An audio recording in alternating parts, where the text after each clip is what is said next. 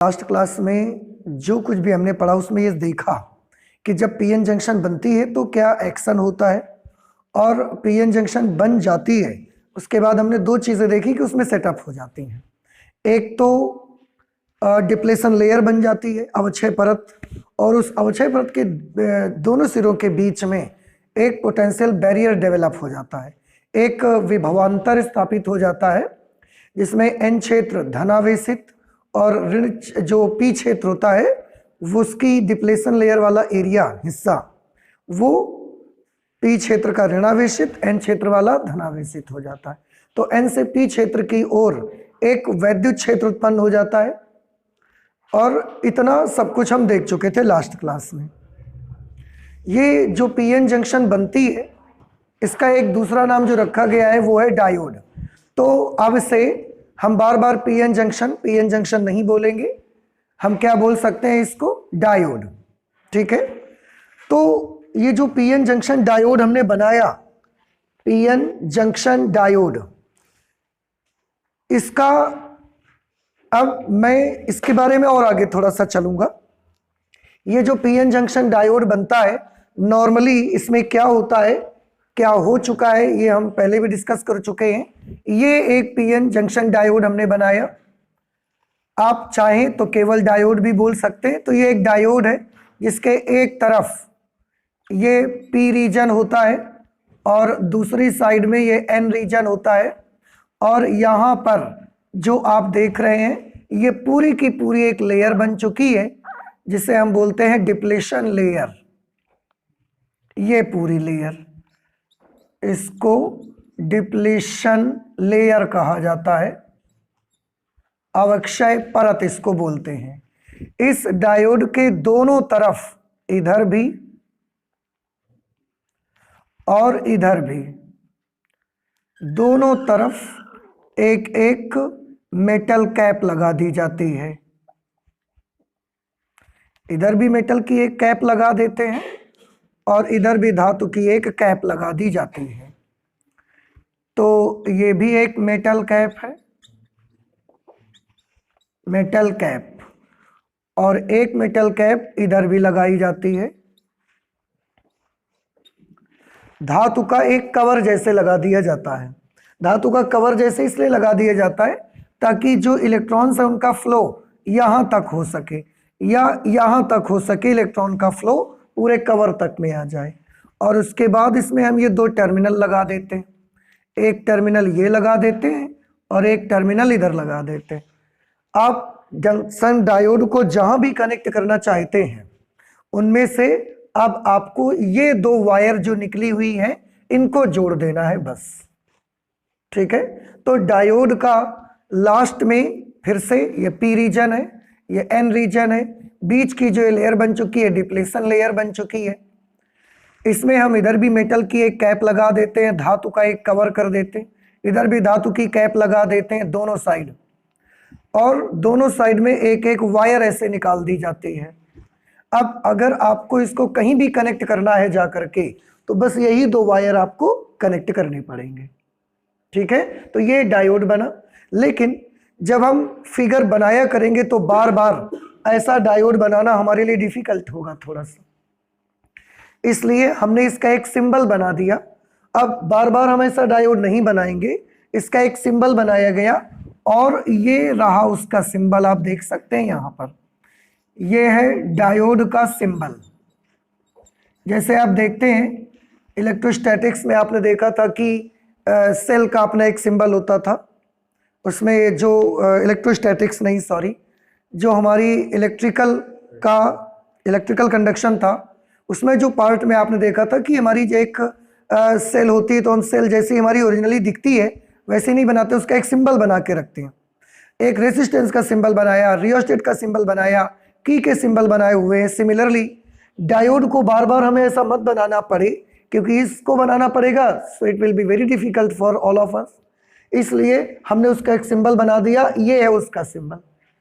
इस सिंबल में जो दो तरीके की शेप आपको देखने को मिलेंगी, एक ये शेप है ट्रायंगल शेप, त्रिभुज के आकार की आकृति, और एक ये है पट्टी जैसे, बार इसको बोलते हैं।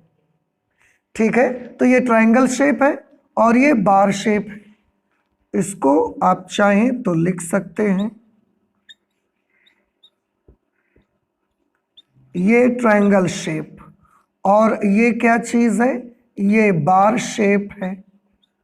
दंड के आकार की एक आकृति।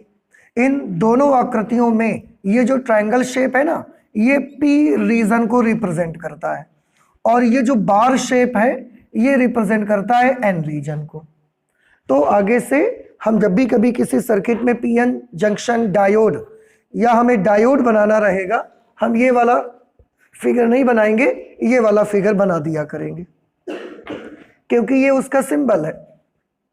इसमें ये जो एरो का निशान जैसे दिख रहा है आपको, कि इसमें एक तीर जैसा भी हमको दिख रहा है ये, और इसका इस तरफ डायरेक्टेड है ये किसकी दिशा बताता है? तो अभी आप आगे चल के देखेंगे कि ये आपको करंट की डायरेक्शन बताता है कि P से N की तरफ ही क्या फ्लो होती है, P से N की तरफ ही करंट का फ्लो रहता है, इसलिए एरो इधर की तरफ बनाया गया है। इसका मतलब ये जो एरो है, एरो का डायरेक्शन ये डायोड में फ्लो होने वाली करंट की डायरेक्शन को शो करता है हमको, अर्थात डायोड में P क्षेत्र से N क्षेत्र की ओर करंट बहती है।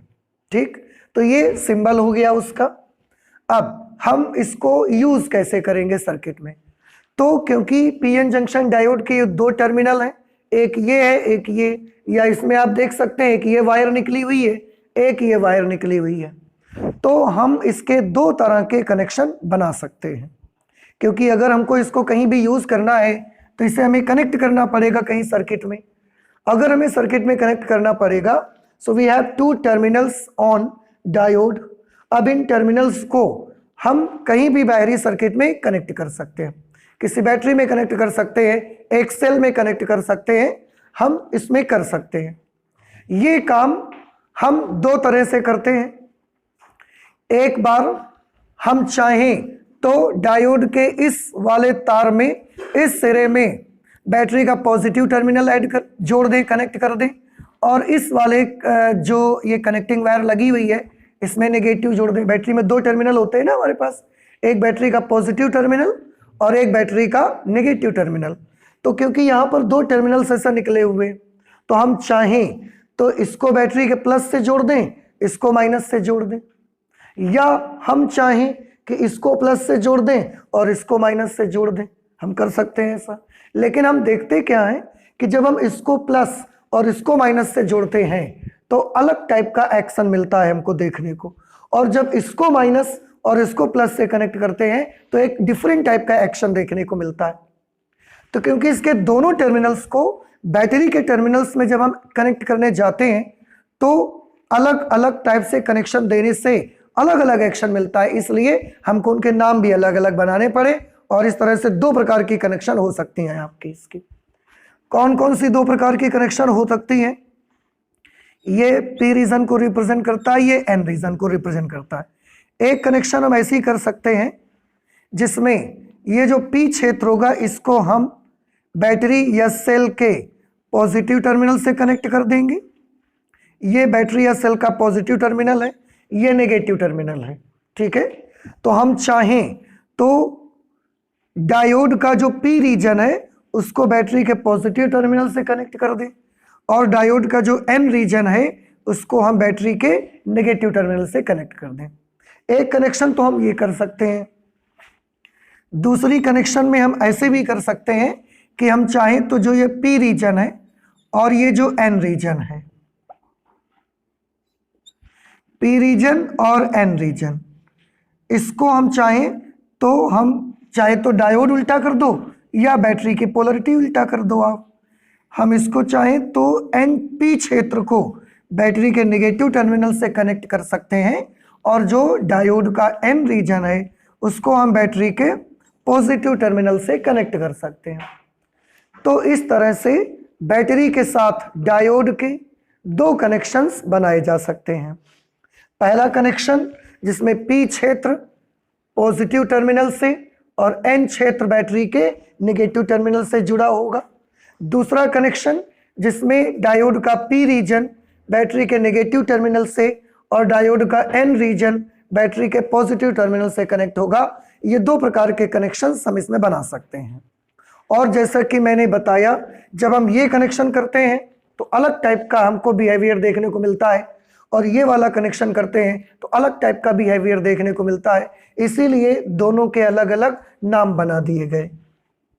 जब हम इस प्रकार की कनेक्शन करते हैं, किस प्रकार की, कि जिसमें पी रीजन को बैटरी के पॉजिटिव टर्मिनल से और एन रीजन को बैटरी के नेगेटिव टर्मिनल से, तो इसको हम बोलते हैं फॉरवर्ड बायसिंग। बायस करना मीन्स वोल्टेज देना। बायस करना मीन्स क्या होता है? वोल्टेज देना। फॉरवर्ड बायसिंग हमने इसका नाम रखा हुआ है। और जब हम ऐसा करते हैं कि डायोड का जो पी रीजन है उसको बैटरी के नेगेटिव टर्मिनल से और डायोड के एन रीजन को बैटरी के पॉजिटिव टर्मिनल से कनेक्ट कर देते हैं, तो इस वाले कनेक्शन का हमने नाम दिया रिवर्स बायसिंग। रिवर्स बायसिंग इसका नाम रखा गया। हिंदी में इसको बोलते हैं अग्र अभिनत। इस वाले कनेक्शन को हिंदी में क्या बोला जाएगा? अग्र अभिनत। और इस वाले कनेक्शन को बोलेंगे उत्क्रम अभिनत। यहां पर हम इसको लिखे दे रहे हैं, उत्क्रम अभिनत। ठीक, तो याद रहेगा सभी को। अग्र अभिनत कनेक्शन अगर कहा जाएगा कि अग्र अभिनत कनेक्शन करिए डायोड का, तो आप क्या करेंगे? पी रीजन को बैटरी के पॉजिटिव टर्मिनल से और एन रीजन को बैटरी के नेगेटिव से। और ये याद करना बड़ा आसान है बेटा। देखो, पी क्षेत्र यानी कि positive type semiconductor, positive type semiconductor को पॉजिटिव टर्मिनल से, नेगेटिव टाइप सेमीकंडक्टर को नेगेटिव टर्मिनल से, फॉरवर्ड बायसिंग अग्र अभिनत। पॉजिटिव टाइप सेमीकंडक्टर को बैटरी के नेगेटिव टर्मिनल से और नेगेटिव टाइप को पॉजिटिव टर्मिनल से, then it is known as reverse biasing, उत्क्रम अभिनत। अब क्योंकि इनमें दोनों में एक्शन अलग अलग होता है, तो इसके बाद हम इनके अभिलाक्षणिक देखना चाहते हैं। अभिलाक्षणिक, डायोड के अभिलाक्षणिक, जिसे अंग्रेजी में बोला जाता है कैरेक्टरिस्टिक्स ऑफ डायोड। ये कैरेक्टरिस्टिक्स ऑफ डायोड क्या होते हैं मैं आपको बताऊं। कैरेक्टरिस्टिक्स आज हम डायोड के बनाने जा रहे हैं, अदरवाइज कैरेक्टरिस्टिक किसी भी डिवाइस का हो सकता है, किसी भी इलेक्ट्रॉनिक डिवाइस का कैरेक्टरिस्टिक आप बना सकते हैं। क्यों? क्योंकि कैरेक्टरिस्टिक नॉर्मली एक ग्राफ होता है। कैरेक्टरिस्टिक क्या होता है? एक ग्राफ होता है। किसके किसके बीच बनाया गया होता है? तो ये वोल्टेज और करंट के बीच बनाया जाता है। ये हमको क्या बताता है? तो आंसर ये हमको बताता है कि जब हम इस डिवाइस को वोल्टेज देंगे तो ये करंट को फ्लो करेगा कि नहीं करेगा, ये भी पता लगेगा हमको यहां से। अगर ये करंट को फ्लो नहीं करेगा तब तो कोई बात ही नहीं है, लेकिन अगर करंट को फ्लो करेगा तो कम करेगा कि ज्यादा करेगा, ये भी हमको यहां से पता लगेगा। तो इस ग्राफ का नाम हम क्या रख देते हैं? अभिलाक्षणिक उसको कहते हैं। ये हमको उस डिवाइस का वोल्टेज और करंट के प्रति व्यवहार दिखाएगा, उसका बिहेवियर शो करता है। मैं फिर से एक बार आपको बता दूं, किसी भी डिवाइस का अभिलाक्षणिक क्या होता है? तो आंसर है किसी भी डिवाइस का अभिलाक्षणिक उस पे दोनों सिरों के बीच आरोपित वोल्टेज और उसमें बहने वाली करंट के बीच का एक ग्राफ होता है। ग्राफ, ये ग्राफ उसके बिहेवियर को शो करता है, उसके व्यवहार को प्रदर्शित करता है। कैसे व्यवहार को प्रदर्शित करता है? ये हमको बताता है कि अगर आप वोल्टेज दोगे तो ये करंट अपने अंदर से बहने देगा या करंट को बहने नहीं देगा। नहीं बहने देगा तब तो कोई बात ही नहीं है, लेकिन अगर बहने देगा तो कितनी बहने देगा, कम या ज्यादा, ये शो करता है। तो कैरेक्टरिस्टिक ऑफ डायोड, अभिलाक्षणिक डायोड में आरोपित, अभिलाक्षणिक जो होते हैं वो डायोड में आरोपित वोल्टता तथा उसमें प्रवाहित धारा के बीच खींचा गया एक ग्राफ होता है जो डायोड के व्यवहार को प्रदर्शित करता है। तो आपको हमेशा याद रखना है ये कि कैरेक्टरिस्टिक्स का जब नाम आएगा, अभिलाक्षणिक का नाम आएगा, तो समझ जाना कि कहीं ना कहीं एक ग्राफ बनाया गया है और वो ग्राफ किसके किसके बीच बनाया जाएगा? वोल्टेज और करंट के बीच बनाया जाएगा। जब इलेक्ट्रिकल कंडक्शन आपने पढ़ा था, वैद्युत चालन, वहां पर भी हम वोल्टेज और धारा के बीच ग्राफ बनाया करते थे। वोल्टेज और धारा के बीच ग्राफ बनाते थे तो एक स्ट्रेट लाइन ऐसे आती थी, तो हम बोलते थे इसका जो व्यवहार है वो ओमिक बिहेवियर है। ओमीय परिपथ का ग्राफ आता था जिसमें वोल्टेज बढ़ाते जाओ, लगातार करंट भी क्या होते जाती थी? करंट भी बढ़ते जाती थी। तो उसका बिहेवियर ओमिक बिहेवियर देखते थे। इसमें भी देखेंगे कि डायोड किस तरीके का व्यवहार करेगा। जब हम इसमें वोल्टेज अप्लाई करेंगे तो ये करंट अपने अंदर से फ्लो होने देगा कि नहीं होने देगा? होने देगा तो कम होने देगा कि ज्यादा होने देगा? ये इसका व्यवहार मुझे कैरेक्टरिस्टिक्स से पता लगेगा। ओके, तो अब हम कैरेक्टरिस्टिक बनाना चाहते हैं। क्यों? क्योंकि इससे हमें डायोड के बिहेवियर का पता लगेगा, वोल्टेज के साथ करंट के चेंज का पता लगेगा, हम ये देखना चाहते हैं। तो अगर आप इसका कैरेक्टरिस्टिक बनाना चाहते हैं तो हमारे पास कनेक्शन तो दो तरह की है, एक अग्र अभिनत है और एक उत्क्रम अभिनत कनेक्शन है। तो दोनों का अलग अलग हम बना के देखेंगे, क्योंकि हमने बताया इसका बिहेवियर अलग होता है, इसका बिहेवियर अलग होता है। तो हम दोनों के कनेक्शंस और दोनों के ग्राफ, दोनों के कैरेक्टरिस्टिक्स अलग अलग बनाएंगे। सबसे पहले हम बनाएंगे अग्र अभिनत का अभिलाक्षणिक बनाएंगे। तो कैरेक्टरिस्टिक ऑफ फॉरवर्ड बायसिंग,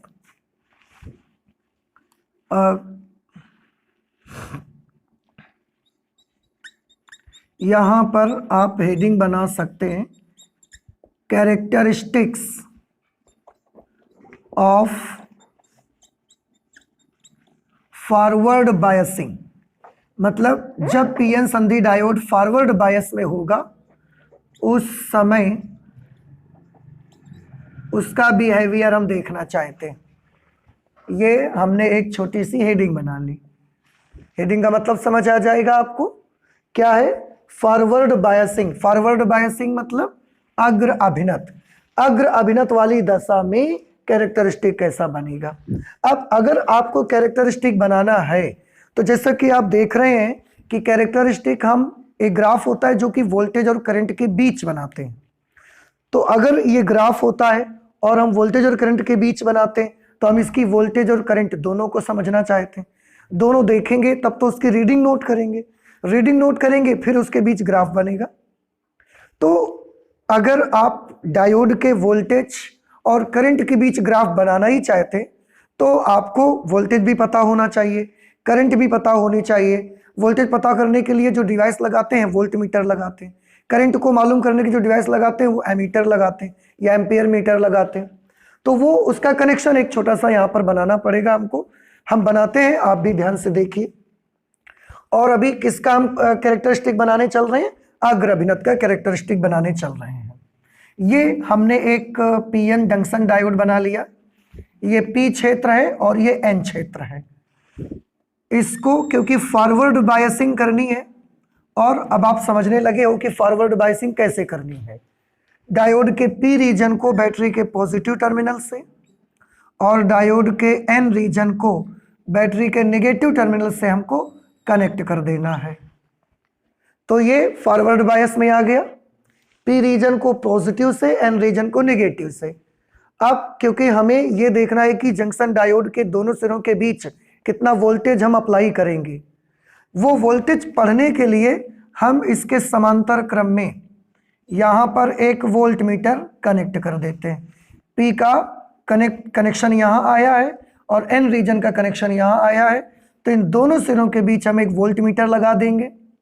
ये जो वोल्ट मीटर होगा ये हमको जंक्शन डायोड, ये जो पीएन जंक्शन डायोड है, इसके दोनों सिरों के बीच का वोल्टेज विभवांतर पढ़ के बताएगा।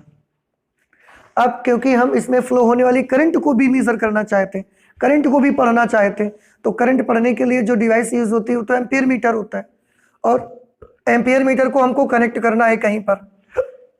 एम्पियर मीटर आप अपनी प्रीवियस नॉलेज से जानते हैं कि जो वोल्ट मीटर होता है it is always connected in parallel, but ampere meter और ammeter is always connected in series. श्रेणी में उसको जोड़ते हैं। तो आप इस तार को श्रेणी में जोड़ना है ना, एमीटर को कहीं पर भी काट के, उस तार को काट करके छील करके उसमें 1 एम्पियर मीटर आप यहाँ पर लगा सकते हैं। तो ये हमने 1 एम्पियर मीटर लगा दिया। और ये जो एम्पियर मीटर यहाँ लगाया जाता है, इसका जो ग्रेजुएशन होता है, इसका जो कैलिब्रेशन होता है वो मिली एम्पियर में होता है। मिली एम्पियर में मतलब ये जो करंट नाप के बताएगा that will be not in ampere, that will be in milli ampere. ठीक है, तो ये हम यहां पर लगाते हैं मिली एमीटर। ये मिली एमीटर हमने यहां लगा दिया, बस हो गई कनेक्शन। ठीक है, डायोड को कैसा कर दिया, फॉरवर्ड बायस कर दिया। इसके दोनों सिरों के बीच का विभवांतर पढ़ने के लिए समांतर क्रम में वोल्ट मीटर लगा दिया। कितनी करंट फ्लो हो रही ये पढ़ने के लिए मिली एमीटर यहां पर हमने लगा दिया। बस इतना सा कनेक्शन आपको करना है। हाँ, एक चीज और यहां पर करनी है, क्योंकि हम ग्राफ बनाएंगे तो कभी वोल्टेज कम रखेंगे, फिर बढ़ाएंगे, फिर और बढ़ाएंगे और बढ़ाएंगे, और करंट को देखेंगे कैसे फ्लो हो रही है। तो वोल्टेज हम कम और ज्यादा करना चाहते हैं। वोल्टेज कम ज्यादा करने के लिए आप कनेक्शन में सर्किट के साथ में एक रियोस्टेट लगा सकते हैं, एक धारा नियंत्रक लगा सकते हैं। तो अब या तो आप धारा नियंत्रक अलग से लगाइए, या धारा नियंत्रक का एक सिंबल हम यहां पर बनाए देते हैं ऐसे। इस सिंबल को आप याद कर लीजिए। अगर हम केवल सेल बनाएंगे, केवल सेल का सिंबल बनाते हैं, जैसे अगर मैं केवल ये सिंबल बनाऊंगा तो ये सेल या बैटरी को रिप्रेजेंट करेगा। ये एक फिक्स्ड वोल्टेज को रिप्रेजेंट करता है, फिक्स्ड वोल्टेज को रिप्रेजेंट करता है। ठीक है, लेकिन अगर हमने सेल के साथ में ये एक सेल का ये पॉजिटिव टर्मिनल और नेगेटिव टर्मिनल है, लेकिन अगर हमने सेल के साथ में ऐसा एक एरो बना दिया तो ये भी सेल को रिप्रेजेंट करता है, लेकिन ये फिक्स्ड वोल्टेज को रिप्रेजेंट नहीं करता, ये वेरिएबल वोल्टेज को रिप्रेजेंट करता है। वेरिएबल वोल्टेज, वेरिएबल वोल्टेज मतलब एक ऐसा वोल्टेज जिसका मान हम क्या कर सकते हैं, बदल सकते हैं, परिवर्तित कर सकते हैं। कुल मिला के मैं ये कह सकता हूं कि ये जो सिंबल होगा इसका मतलब रहता है कि सेल के साथ साथ और क्या चीज लगी हुई है, सेल के साथ साथ इसमें रियोस्टेट भी लगा हुआ है। ये आपको थोड़ा सा ध्यान रखना है। तो आगे कहीं पर भी अगर केवल ऐसा सिंबल हो तो समझ जाना कि ये केवल यहां पर क्या लगी है, सेल, और ये एक फिक्स वोल्टेज देगी। अगर 12 वोल्ट की बैटरी है तो 12 वोल्ट देगी, 6 वोल्ट की बैटरी है तो 6 वोल्ट देगी, 4 वोल्ट की बैटरी है तो 4 वोल्ट देगी, बस। और अगर कहीं सेल के साथ में ऐसा एक एरो लगा हुआ मिल जाए आपको तो आप समझ जाना कि ये किस प्रकार के वोल्टेज को रिप्रेजेंट करेगी, वेरिएबल वोल्टेज। इसमें हम चाहें तो 12 वोल्ट भी दे सकते हैं, 6 भी दे सकते हैं, 4 भी दे सकते हैं, 2 भी दे सकते हैं, हम बदल सकते हैं उसके वोल्टेज को। और इसका मतलब ये होता है कि इसमें सेल के साथ साथ क्या लगा हुआ है, रियोस्टेट जुड़ा हुआ है, सेल के साथ साथ एक धारा नियंत्रक भी कनेक्ट है। तो मैंने यहाँ पर सेल के साथ एक रियोस्टेट लगा दिया। ठीक है, अब इसको हम घुमाते जाएंगे और डायोड में देने वाली वोल्टेज को हम चेंज कर सकते हैं, बदल सकते हैं। वोल्टेज बदलते जाएंगे, यहां से करंट को हम पढ़ते चले जाएंगे, और वोल्टेज बदला करंट पढ़ दिया, वोल्टेज बदला करंट पढ़ दिया, ये बार बार हम कर लेंगे। और ये कर करके हम एक टेबल तैयार कर लेंगे, जैसा आप प्रैक्टिकल्स में करते हो कि एक टेबल बनाई जाती है फिर उसकी, तो यहां पर हम वोल्टेज और करंट के बीच एक टेबल तैयार कर लेंगे। हम क्या देखते हैं जब हम प्रैक्टिकल करते हैं इसका, तो हम देखते क्या है कि जब हम वोल्टेज बढ़ाना स्टार्ट करते हैं, स्टार्टिंग में जब वोल्टेज होता है 0 वोल्ट तो करंट भी होती है 0 मिली एम्पियर, क्योंकि करंट को यहाँ पर काय में मेजर कर रहे हैं, हम मिली एम्पियर में मेजर कर रहे हैं। 0 मिली एम्पियर करंट होती है। हम वोल्टेज को बड़ा छोटा छोटा बढ़ाते हैं, छोटे छोटे स्टेप में उसको इंक्रीज करते हैं। जैसे इसके बाद हमने कर दिया 0.1 वोल्ट, तब भी 0 एम्पियर। हमने इसको कर दिया 0.2 वोल्ट तो भी 0 एम्पियर, 0.3 वोल्ट कर दिया तो भी 0 एम्पियर, 0.4 वोल्ट कर दिया तो भी 0 एम्पियर, 0.5 वोल्ट कर दिया तो भी 0 एम्पियर। तो ये हम अपने मन से नहीं बना रहे हैं, ये हम इसमें बदलते जाते हैं वोल्टेज को, तो वोल्टेज बदलता है। हम क्या देखते हैं कि वोल्टेज तो हम लगातार इंक्रीज करते जा रहे हैं, पहले 0.1 किया, फिर 0.2 किया, 0.3, 0.4, 0.5 ऐसे करते जा रहे हैं। पर इसमें हम देख रहे हैं इसकी सुई अभी भी 0 पे ही है, इसका इंडिकेटर जो है वो 0 पे ही है। इसका मतलब वोल्टेज बढ़ रहा है लेकिन करंट नहीं बढ़ रही है। तो ये हम नहीं कर रहे हैं, ये सर्किट में हो ही रहा है। इसके लिए कोई दोषी नहीं है, सर्किट खुद दोषी है। वो खुद नहीं बहने दे रहा करंट को, इसका मतलब है ना, वो खुद रोक के रख रहा है करंट को। इसके बाद हमने इसमें कर दिया 0.6 वोल्ट, अभी भी 0। हमने कर दिया 0.7 वोल्ट। अब हमने क्या देखा, करंट आना स्टार्ट हो गई धीरे से। 0.7 वोल्ट जब हमने किया तब थोड़ी सी करंट हमको दिखना स्टार्ट हो गई। मान लिया वो करंट 10 मिली एम्पियर मिली हमको, 10 मिली एम्पियर, ठीक है। उसके बाद हमने इसको 0.8 कर दिया, 20 मिली एम्पियर। हमने और बढ़ा दिया, 0.9 कर दिया, 30 मिली एम्पियर। 1 वोल्ट कर दिया, 40 मिली एम्पियर। इसका मतलब है डायोड ने एक निश्चित वोल्टेज तक करंट को क्या करके रखा, रोक के रखा, करंट को फ्लो होने नहीं दिया। एक निश्चित वोल्टेज आने पर ही करंट को इसने क्या किया, स्टार्ट किया। तो जिस वोल्टेज के आने पर करंट स्टार्ट होती है उस वोल्टेज को हम बोलते हैं कट इन वोल्टेज। कौन सा वोल्टेज बोलेंगे, कट इन वोल्टेज। तो ये वाला जो वोल्टेज आपको यहां पर मिलेगा, ये वाला वोल्टेज 0.7 वोल्ट, इस वोल्टेज का नाम क्या रखेंगे, कट इन वोल्टेज। ये डायोड का कट इन वोल्टेज कहा जाया करेगा। अब हम क्या देखते हैं कि अगर हमने ये जंक्शन डायोड जर्मेनियम का बनाया है, जर्मेनियम का, अगर ये जंक्शन डायोड हमने जर्मेनियम का बनाया है तो कट इन वोल्टेज हमको 0.2 वोल्ट मिलता है। लेकिन अगर हमने ये सिलिकॉन का बनाया है तो यही कट इन वोल्टेज हमको 0.7 वोल्ट मिलता है। बात समझ में आई? तो कट इन वोल्टेज किस वोल्टेज को कहते हैं बताइए? जिस वोल्टेज के आने पर सर्किट में करंट स्टार्ट होती है, केवल स्टार्ट हो जाती, मैक्सिमम होना नहीं है, स्टार्ट होती है, उस वाले वोल्टेज को हम बोलते हैं कट इन वोल्टेज। तो इसके पहले सब क्या है, ये इसके पहले कट ऑफ। ये सारे के सारे वोल्टेज कैसे हैं, कट ऑफ वोल्टेज कहलाएंगे ये सब। बात समझ आ गई? और यहां पर ये कट इन वोल्टेज है और इसके बाद कट इन स्टेज चालू हो गई आपकी। तो डायोड में दो प्रकार के स्टेज आपको मिलेंगे। अब जब ये हमको टेबल मिल गई, देखो ये मेरे पास कोई एग्जैक्ट डाटा नहीं है, मैं आपको फिर से बता दूं, ये मैं केवल यहां पर क्या कर रहा हूं, हम एक आपको समझाने के लिए एक एग्जाम्पल के तौर पर हम ले रहे हैं। This is not any exact data कि कोई डायोड से निकाल के मैं लाया हूं, ऐसा कुछ भी नहीं है। ये मैं आपको समझाने के लिए केवल ये टेबल मैंने एक छोटी सी बनाई हुई है। अच्छा, अब इस टेबल को लेकर मैं ग्राफ बनाने जाता हूं। तो जब मैं ग्राफ बनाने जाता हूं तो इधर की तरफ मैंने वोल्टेज लिया, इधर की तरफ हमने करंट ली है। वाई अक्ष पे करंट लिया, एक्स अक्ष पर वोल्टेज।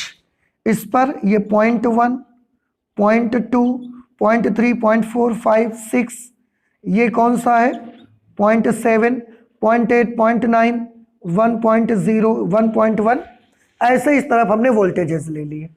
और इस साइड हमने करंट ले ली, करंट हमने ले ली तो ये हमने ले लिया 20 मिली एम्पियर, ये 40 milli ampere, 60 milli ampere, 80 milli ampere, 100 milli ampere, क्योंकि करंट हमने किस में ली है, मिली एम्पियर्स में ली है। तो ये हमने करंट ऐसे ले लिया। अब जब ये ग्राफ हम बनाने जाते हैं तो शुरुआत में देखो वोल्टेज लगातार बढ़ेगा 0.6 तक, लेकिन करंट नहीं बढ़ेगी। देखो करंट बढ़ेगी तो ग्राफ किस तरफ चलेगा, ऊपर की तरफ। वोल्टेज बढ़ेगा तो ग्राफ किस तरफ चलेगा, एक्स अक्ष के अनुदिश। अब 0.6 वोल्ट तक तो करंट बढ़ी ही नहीं, केवल क्या बढ़ रहा था, वोल्टेज। तो 0.6 वोल्ट तक वोल्टेज बढ़ेगा, करंट इंक्रीज नहीं होगी। तो वोल्टेज बढ़ेगा, करंट इंक्रीज नहीं होगी, इसका मतलब देखो ग्राफ कैसा चलेगा, ग्राफ ऐसा चलेगा आपका। यहां के बाद थोड़ा सा ये ग्राफ क्या होना स्टार्ट हो जाएगा, उठना ऊपर की तरफ स्टार्ट हो जाएगा, और इसके बाद हम देखते हैं कि ग्राफ ऊपर की तरफ ऐसा चढ़ने लगा, यानी कि करंट लगातार क्या होने लगी है, बढ़ना स्टार्ट हो गई।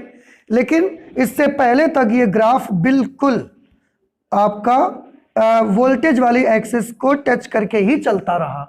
क्यों? क्योंकि इतना इतना इतना इतना इतना इतना ये वोल्टेज देने से करंट की वैल्यू नहीं आ रही थी। तो ये वाला जो वोल्टेज, जिस वोल्टेज पर करंट स्टार्ट होती है, वो वाला वोल्टेज कौन सा वोल्टेज कहलाएगा? Cut in voltage. डायोड की दो स्टेजेस हैं। अगर ऐसे मैं एक लाइन बना दूं, इधर वाली स्टेज इसकी कैसे स्टेज है? कट ऑफ स्टेज, क्योंकि ये स्टेज ऐसी थी जब डायोड चालू ही नहीं हुआ था, ऑफ रहा उतनी देर तक वो, इसलिए इधर वाली स्टेज का नाम क्या रख दिया गया? इस वाली स्टेज का कट ऑफ स्टेज। इसके बाद कौन सी स्टेज आ जाएगी? इसके बाद कट इन स्टेज आ जाएगी। क्यों? क्योंकि इसके बाद करंट क्या हो गई? स्टार्ट हो गई। और जिस वोल्टेज पर करंट स्टार्ट हो रही है, उस वोल्टेज का नाम क्या रखेंगे हम? Cut in voltage. इधर की तरफ हम वोल्टेज ले रहे हैं, और जिस वोल्टेज पर ये करंट स्टार्ट हुई है उसका नाम रखा गया कट इन वोल्टेज। ये इसका नाम रखा गया। ठीक है, तो हमने क्या देखा कि शुरुआत में जब हम डायोड में वोल्टेज देते हैं, शुरुआत में जब हम वोल्टेज देते हैं तो करंट बढ़ती है क्या? तो आंसर है शुरुआत में जब हम वोल्टेज देते हैं तो करंट नहीं बढ़ती। ग्राफ बिल्कुल वोल्टेज वाले एक्सिस को टच करके चलता है, और एक निश्चित वोल्टेज आने पर करंट बढ़ना स्टार्ट हो जाती है, और फिर जितना वोल्टेज देते रहो करंट बढ़ती जाती है, करंट बढ़ती जाती है। समझ रहे हैं? अच्छा, आपको याद होगा अगर वोल्टेज और करंट के बीच का ग्राफ, वोल्टेज और करंट के बीच का ग्राफ ऐसा आए, इलेक्ट्रिकल कंडक्शन का लेसन जब आपने पढ़ा था तो आपको याद करिए कि इस प्रकार का ग्राफ मिलता था। तो हम बोलते थे कि ये जिस भी कंडक्टर का वोल्टेज और करंट का ग्राफ है वो कंडक्टर ओमीय बिहेवियर शो करता है, ओमिक बिहेवियर दिखाता है, उसको बोलते थे ओमीय परिपथ है ये। क्या डायोड ओमीय परिपथ है? आंसर है डायोड ओमिक बिहेवियर शो नहीं करता। देख लो ना आप, इसमें वोल्टेज जैसे ही बढ़ना शुरू होती थी करंट तुरंत बढ़ना स्टार्ट हो जाया करती थी, पर इसमें वोल्टेज तो हम बढ़ाते जाते हैं, पर जैसे वोल्टेज बढ़ाना शुरू करते हैं वैसे करंट बढ़ना स्टार्ट नहीं होते। तो डायोड का बिहेवियर कैसा होता है? और शायद मुझे ऐसा लगता है कि उस वक्त जब आपने ये सब लिखा था ओमिक बिहेवियर और नॉन ओमिक बिहेवियर, तो उसमें एक एग्जाम्पल भी डायोड का शायद लिखा गया था कि जो डायोड होता है वो अनओमीय परिपथों के अंतर्गत आता है, क्योंकि इसमें वोल्टेज बढ़ाने पर करंट बढ़ना स्टार्ट नहीं होते। तो डायोड ओमिक परिपथ में आएगा या अनओमीय परिपथ में आएगा? अनओमीय परिपथों के अंतर्गत डायोड आएगा। तो ये एक एग्जाम्पल भी हो जाएगा अनओमीय परिपथ का। ठीक है, हाँ, इसमें एक चीज हम ये बोल सकते हैं, एक चीज हम ये बोल सकते हैं कि शुरुआत में ये अनओमिक बिहेवियर शो करता है, लेकिन एक निश्चित वोल्टेज के बाद इसका करंट बढ़ना शुरू हो जाती है, तो इसके बाद फिर कुछ दूर तक ये क्या शो करता है? Ohmic behaviour. तो पहले कैसा बिहेवियर है? Non ohmic. फिर बाद में कैसा बिहेवियर है? ओमिक बिहेवियर है इसका। ये बात समझ में आई आपको? तो ये डायोड का बिहेवियर होता है। अब हमें एक चीज कंफ्यूज कर रही है, वो ये परेशान कर रही है कि आखिर ऐसा क्यों हुआ, इस पे डायोड में ऐसा क्यों होता है कि शुरुआत में जब हम वोल्टेज को इंक्रीज करते हैं तो करंट इंक्रीज नहीं होती, एक निश्चित वोल्टेज आने पर करंट इंक्रीज होना स्टार्ट हो जाती है। ऐसा क्यों होता है ये अब हम समझना चाहते हैं कि आखिरकार जब हमने वोल्टेज देना सप्लाई स्टार्ट की तो इसके अंदर में ऐसा कौन सा एक्शन हुआ, ऐसा कौन सा क्रिया हो गई कि शुरुआत में करंट नहीं आई और थोड़ी देर बाद जब हमने स्टार्ट किया तो थोड़ी देर बाद वोल्टेज में देने पर करंट आ रही थी। तो ऐसा क्या हुआ? तो यहां पर हम समझना चाहते हैं action, action in forward biasing. Forward biasing में आखिर ऐसा कौन सा एक्शन हुआ जिसमें शुरुआत में करंट नहीं फ्लो हुई और आखिरी में जाके करंट फ्लो होने लगी, बढ़ना शुरू हो गई वोल्टेज के साथ साथ। तो उस एक्शन को ये मैंने फिगर बना के रखे हैं, इनकी हेल्प से हम समझने की कोशिश करेंगे and it is very easy to understand.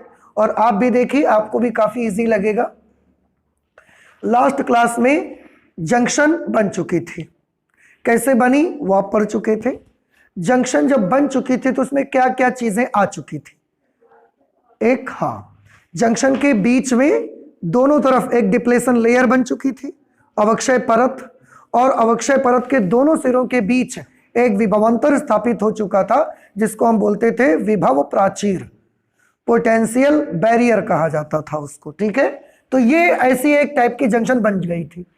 देखो ध्यान से, ये पी रीजन है, ये एन रीजन है। पी रीजन में कौन होते हैं, होल्स मेजॉरिटी, और एन रीजन में मेजॉरिटी कौन होते हैं, इलेक्ट्रॉन्स।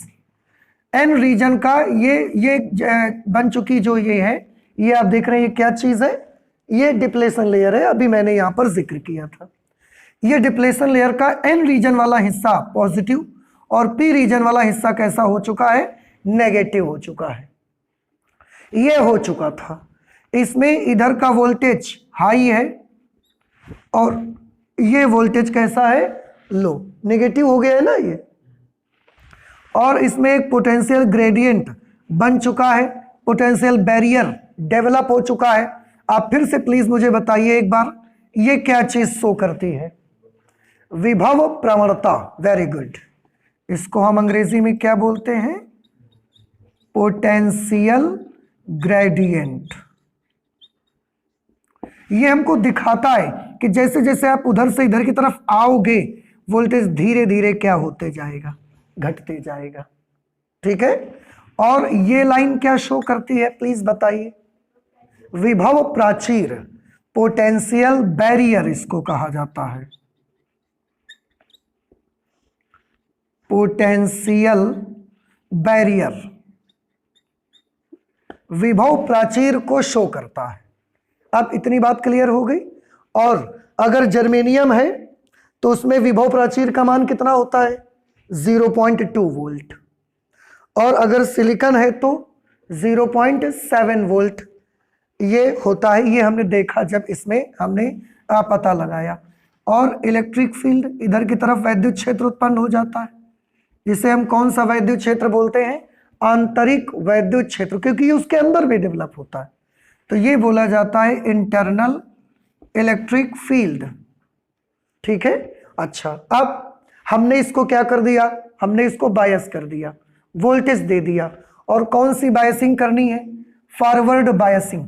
फॉरवर्ड बायसिंग करोगे, ये कौन सा रीजन है बताइए, पी रीजन है, और ये कौन सा रीजन है, एन रीजन है। ठीक है, फॉरवर्ड बायसिंग करने में पी रीजन में कौन सा टर्मिनल लगाते हैं, पॉजिटिव। तो ये पी रीजन जो है इसको हमने कैसा वोल्टेज दे दिया, पॉजिटिव। यहां कहीं से कनेक्ट करेंगे, यहां कहीं कनेक्ट करेंगे, हम उसको नहीं बना रहे। आप जानते हैं फॉरवर्ड बायसिंग में पी को पॉजिटिव से एन को नेगेटिव से कनेक्ट किया जाता है। कुल मिला के जो सेल जुड़ेगी उसमें प्लस इधर जुड़ जाएगा और माइनस इधर जुड़ जाएगा। तो पी क्षेत्र को कौन सा वोल्टेज मिलेगा, पॉजिटिव, और एन क्षेत्र को कौन सा वोल्टेज मिलेगा, नेगेटिव, बाहर से। इसके अब क्या होगा, थोड़ा ध्यान से देखिए। पी क्षेत्र में कौन रहते हैं बताइए, पी क्षेत्र में मेजॉरिटी होल्स रहते हैं, और होल्स किसकी तरह बिहेव करते हैं, याद है आपको, पॉजिटिव चार्ज्ड पार्टिकल की तरह बिहेव करते हैं होल्स। अब जरा ध्यान से देखिएगा और सुनिए मेरी बात। फॉरवर्ड बायस किया, ये कौन सा रीजन है, पी रीजन, और इधर में कौन सा रीजन है, एन रीजन। फॉरवर्ड बायस में पॉजिटिव को पी से और नेगेटिव टाइप सेमीकंडक्टर को नेगेटिव से कनेक्ट किया गया। जैसे ही हमने फॉरवर्ड बायसिंग की, देखिए मैं एक काम करना चाहता हूं बेटा, यहां से इनके सिंबल्स वेरिएबल वोल्टेज सेल के साथ रियोस्टेट और सेल फिक्स्ड वोल्टेज, इनके सिंबल आप बना लीजिएगा, इन्हें जरूर बना लीजिए, ठीक है, ताकि आगे से आपको याद रहे। और अब मैं इसको यहां से हटा देता हूं।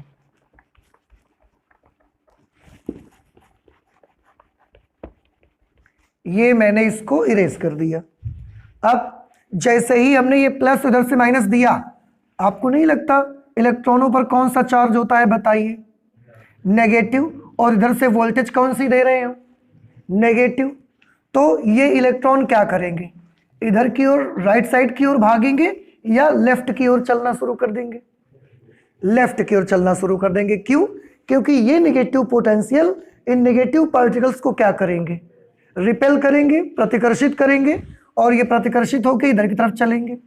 इधर में ये पॉजिटिव पोटेंशियल लगा है, ये जितने भी होल्स हैं, कोटर हैं, ये सब किस प्रकार के पार्टिकल की तरह बिहेव करते हैं, पॉजिटिव पार्टिकल की तरह बिहेव करते हैं। तो ये पॉजिटिव टर्मिनल इसको क्या करेगा, सारे पॉजिटिव को प्रतिकर्षित करेगा। तो ये होल किस तरफ चलेंगे बताओ, होल इधर की तरफ चलेंगे। अब थोड़ा देखिए, सारे होल इधर जाना शुरू कर दिए, सारे इलेक्ट्रॉन इधर जाने शुरू हो गए। इधर कौन है, होल, ये इधर जाने शुरू हो गए। इधर कौन है, इलेक्ट्रॉन, वो इधर जाने शुरू हो गए।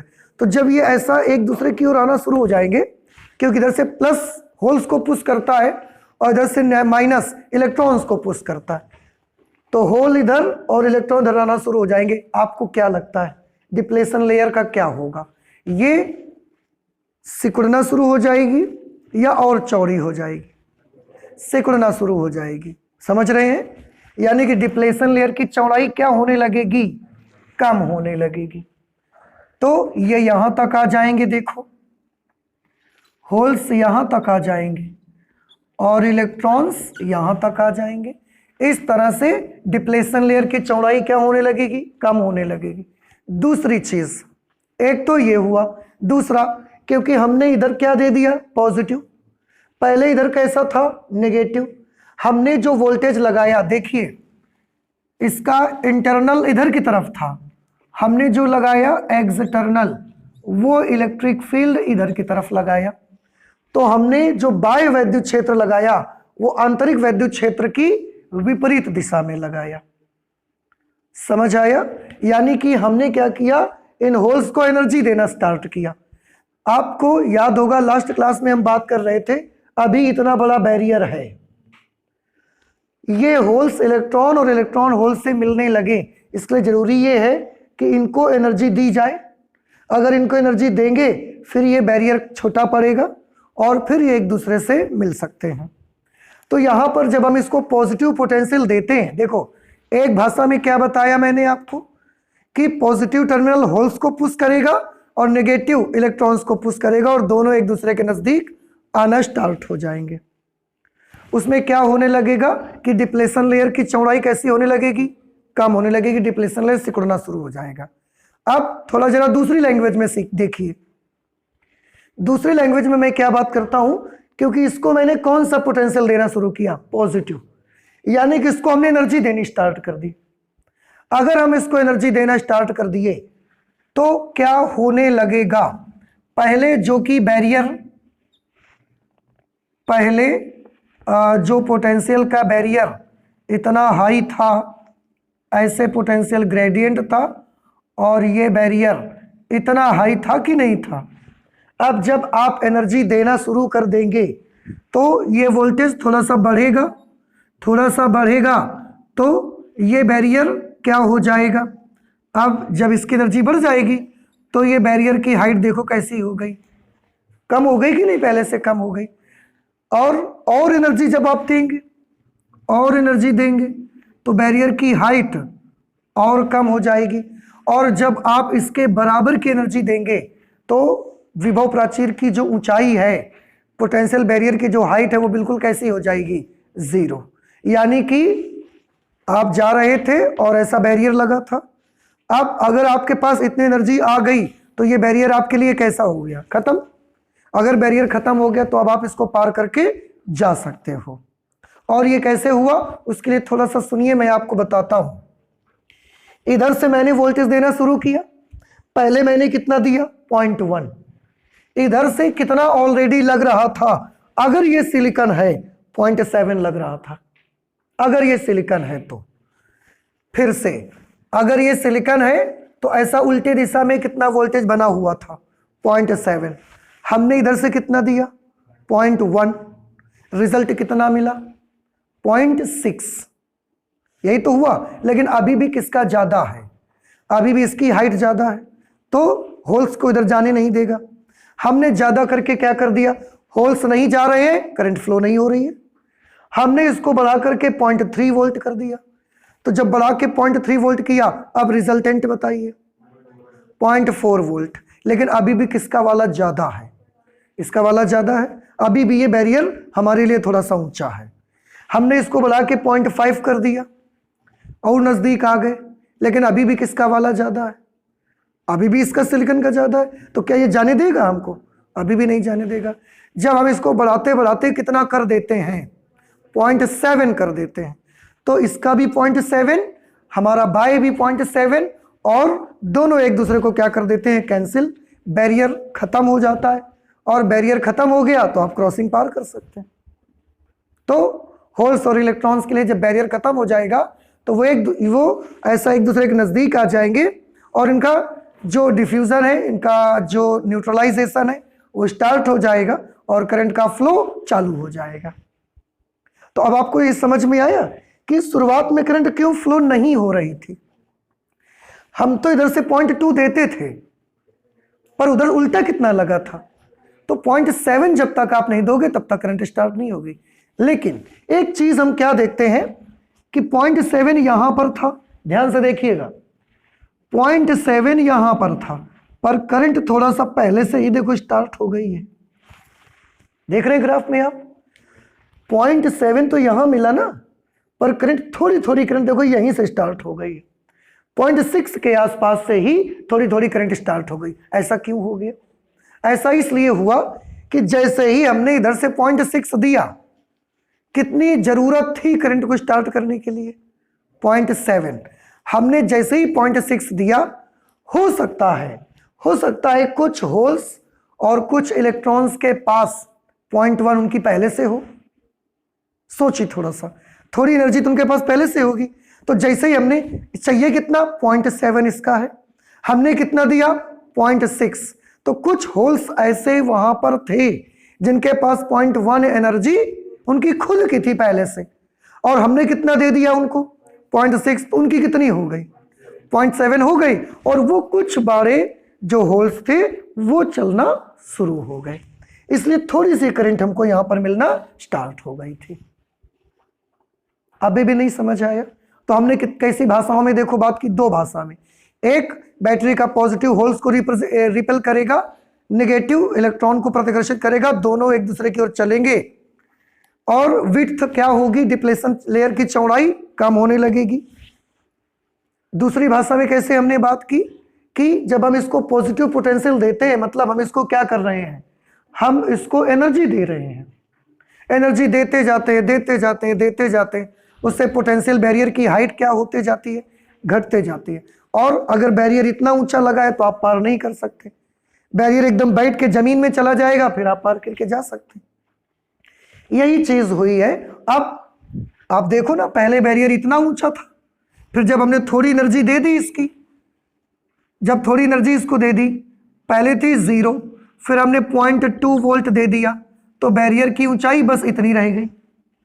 फिर हमने 0.5 दे दिया, बैरियर की हाइट और कम हो गई। फिर हमने जब 0.7 दे दिया, इधर से 0.7 ये था ही, बैरियर बिल्कुल फ्लैट हो गया, बैठ गया बैरियर, डिप्लेशन लेयर एकदम फ्लैट हो गई, खत्म हो गई, और इधर से होल्स का उधर से इलेक्ट्रॉन्स का आवागमन बड़े जोर शोर से स्टार्ट हो गया। समझ आ रहा है?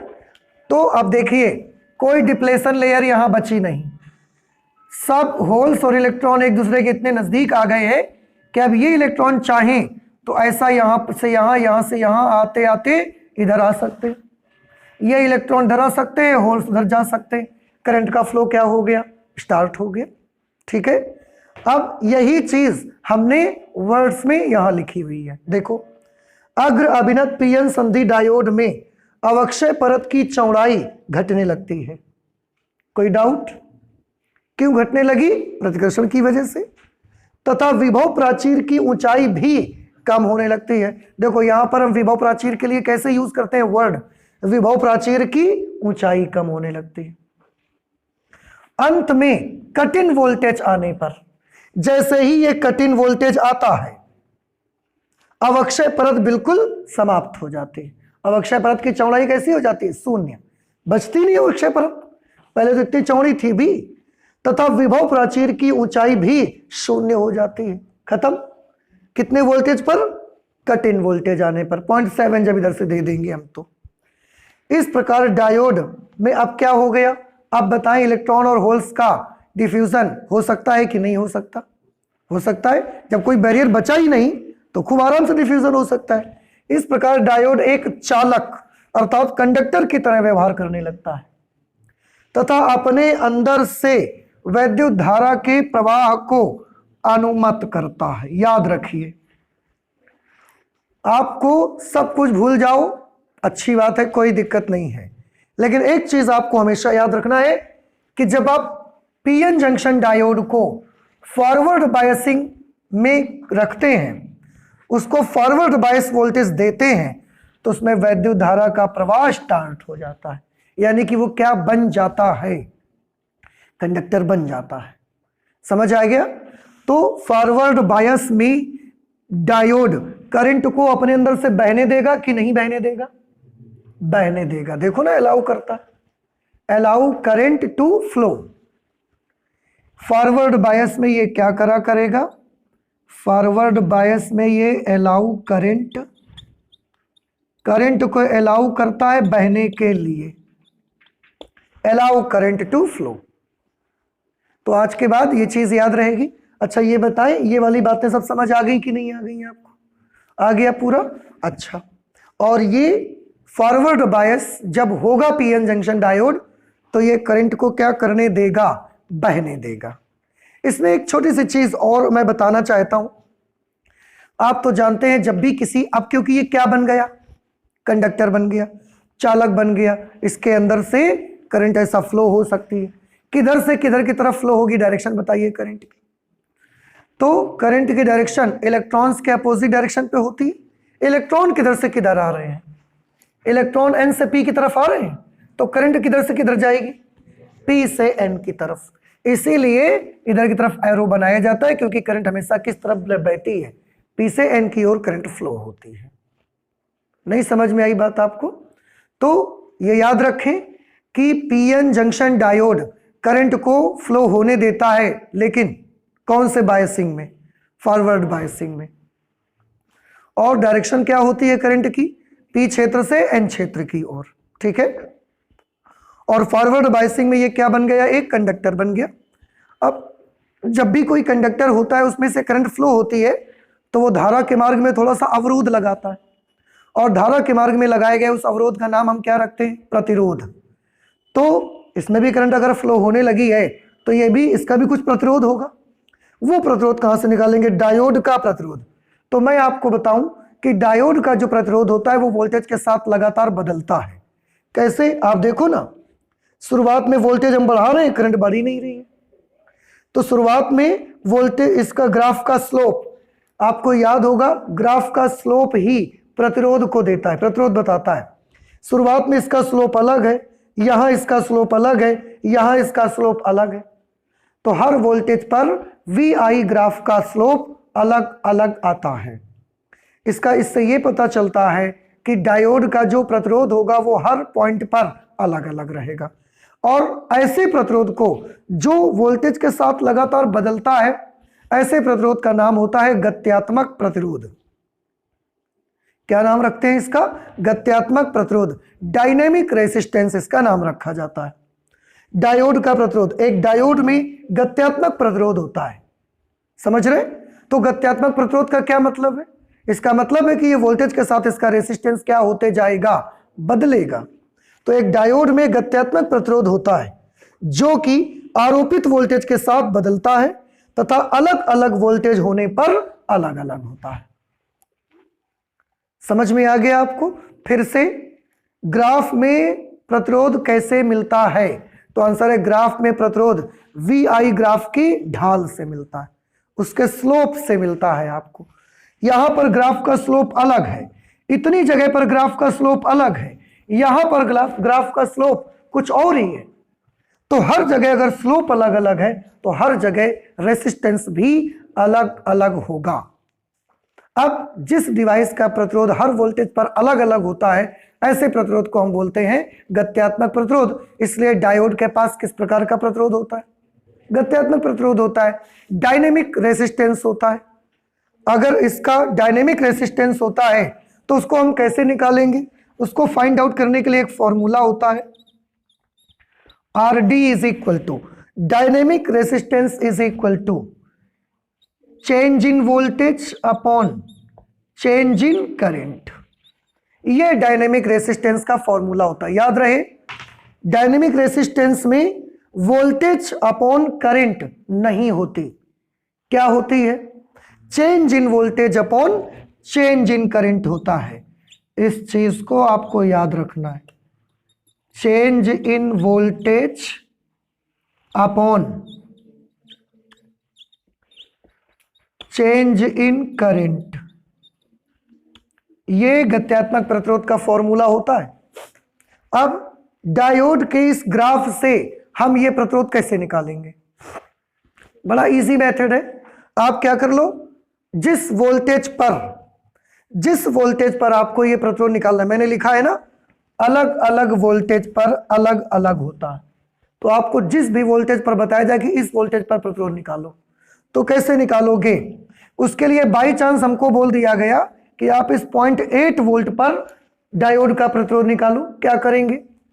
0.8 वोल्ट पर निकालने के लिए बोला गया ना, तो 0.8 वोल्ट कहां पर आता है? यहां पर आता है। यहां से आप एक स्ट्रेट लाइन ऐसे ड्रॉ करिए, ये पॉइंट आया यहां पर। इसके बाद क्या करिए? इसके बाद एक थोड़ी सी दूर पर एक पॉइंट अपने आप से यहां ले लीजिए और एक पॉइंट यहां ले लीजिए। फिर यहां से ऐसा लाइन बनाइए, यहां से भी ऐसे लाइन ड्रॉ करिए और इससे ऐसे और इससे ऐसा एक त्रिभुज बना लीजिए। देखो ये त्रिभुज बन जाएगा कि नहीं बन जाएगा? क्या क्या करने को हमने बताया, किस वोल्टेज पर हमको गत्यात्मक प्रतिरोध चाहिए डायोड का? 0.8 वोल्ट पर। उसके लिए मैंने क्या किया, स्ट्रेट ऊर्ध्वाधर लाइन खींची, यहां पर काटा जाके।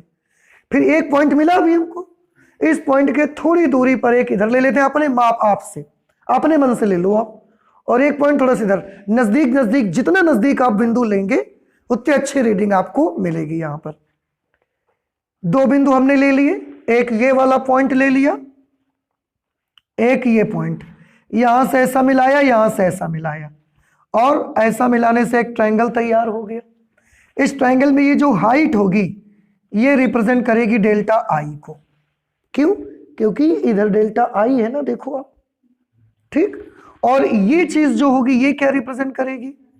ये रिप्रेजेंट करेगा डेल्टा वी को, ठीक है। और अब अगर आपको प्रतिरोध चाहिए तो डेल्टा वी का मान यहां से डेल्टा वी की वैल्यू कैलकुलेट कर लो, इसके सामने इधर ले आओ तो डेल्टा आई कैलकुलेट कर लो। बस डेल्टा वी अपॉन डेल्टा आई करके आप गत्यात्मक प्रतिरोध का मान निकाल सकते हैं। ये आपको नहीं सोचना है कि ये इसकी टेंजेंट है कि इसकी टेंजेंट है, इसके बारे में आपको कोई फर्क नहीं पड़ता। आपको सिर्फ फॉर्मूला याद रखना है, और फॉर्मूला है change in voltage upon change in current. उसके लिए डेल्टा वी अपॉन डेल्टा आई करना है, और इस तरीके से आपको डायोड का डायनेमिक रेसिस्टेंस मिल जाएगा, ठीक है। तो ये हमने आज क्या सीखा? आज हमने बहुत सारी बातें सीखी। डायोड कैसे बनता है, उसको कैसे हम मार्केट में जो आता है ये इस तरीके का आपको मिलता है। सिंबल क्या होता है, कनेक्शन उसकी कैसे करते हैं, कैरेक्टरिस्टिक्स किसे कहते हैं, और कैरेक्टरिस्टिक्स में फॉरवर्ड बायस के कैरेक्टरिस्टिक हमने बनाए। फॉरवर्ड बायस में जो कैरेक्टरिस्टिक मिला, ऐसा क्यों मिला, उसका एक्शन भी हमने देखा। डायोड में जो रेसिस्टेंस होता है वो कौन सा रेसिस्टेंस होता है ये भी देखा, उसको कैसे फाइंड आउट करते हैं ये भी हमने सीखा। एंड आई होप कि ये चीज आपको समझ में आई होगी। तो आज हम लोग अपने इस लेसन में इतना रख लेते हैं, आगे और भी पढ़ाई करेंगे लेकिन नेक्स्ट क्लास पे करेंगे, ठीक है।